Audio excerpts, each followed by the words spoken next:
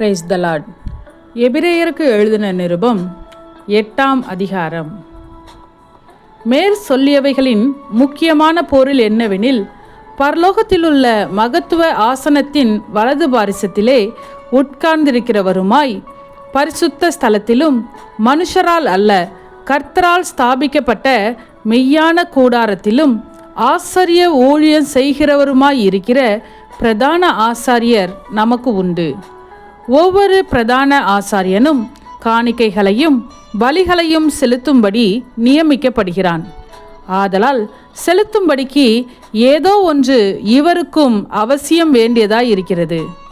பூமியிலே அவர் இருப்பாரானால் ஆசாரியராய் இருக்க மாட்டார். ஏனெனில் நியாயப்பிரமாணத்தின்படி காணிக்கைகளை செலுத்துகிற ஆசாரியர்கள் இருக்கிறார்களே.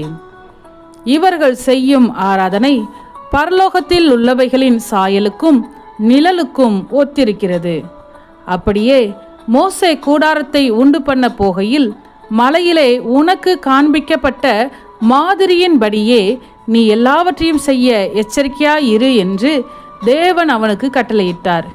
இவரோ விசேஷித்த வாக்குத்தத்தங்களின் பேரில் ஸ்தாபிக்கப்பட்ட விசேஷித்த உடன்படிக்கைக்கு எப்படி மத்தியஸ்தராய் இருக்கிறாரோ அப்படியே முக்கியமான ஆசாரிய ஊழியத்தையும் பெற்றிருக்கிறார்.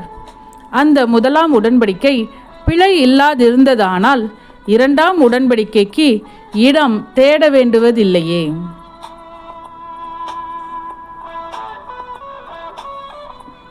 அவர்களை குற்றப்படுத்தி அவர்களை நோக்கி, இதோ கர்த்தர் சொல்லுகிறது என்னவெனில், இஸ்ரவேல் குடும்பத்தோடும் யூதா குடும்பத்தோடும் நான் புது உடன்படிக்கையை ஏற்படுத்தும் காலம் வருகிறது.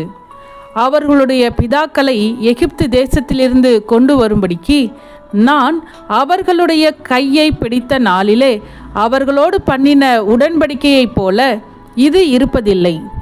அந்த உடன்படிக்கையிலே அவர்கள் நிலை நிற்கவில்லையே. நானும் அவர்களை புறக்கணித்தேன் என்று கர்த்தர் சொல்லுகிறார். அந்த நாட்களுக்கு பின்பு நான் இஸ்ரவேல் குடும்பத்தாரோடே பண்ணும் உடன்படிக்கையாவது, என்னுடைய பிரமாணங்களை அவர்களுடைய மனதிலே வைத்து அவர்களுடைய இருதயங்களில் அவைகளை எழுதுவேன். நான் அவர்கள் தேவனாயிருப்பேன், அவர்கள் என் ஜனமாயிருப்பார்கள்.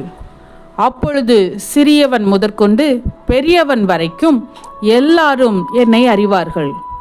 ஆகையால் கர்த்தரை அறிந்து கொள் என்று ஒருவன் தன் அயலானுக்கும் ஒருவன் தன் சகோதரனுக்கும் போதிக்க வேண்டுவதில்லை.